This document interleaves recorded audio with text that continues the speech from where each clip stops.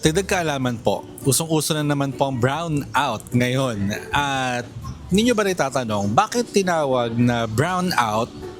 Hindi naman brown. Pag nawawalan ng kuryente, black nga eh.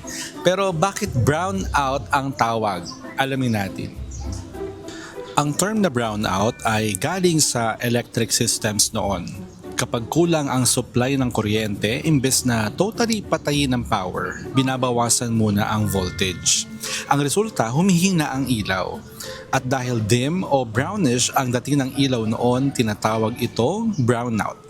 Samantalang ang blackout ay total na pagkawala ng kuryente. Ibig sabihin, technically, kapag totally walang kuryente, mas tama raw tawagin itong blackout. Pero dito sa Pilipinas, nasanay na tayo na lahat ng pagkawala ng kuryente ay brownout. At hindi lang tayo, ginagamit din ang term na ito sa ilang Asian countries. Ayon sa historical electrical terminology, ang brown sa brownout ay galing sa pagdidilim ng incandescent lights kapag mababa ang voltage.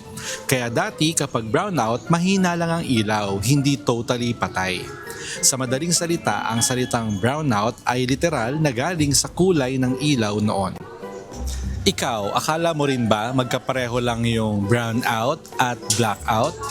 Sana may natutuhan kayo at laging tatandaan, mapalad po ang tao na nakakasumpong ng karunungan at ang tao na nagtatamo ng kaunawaan.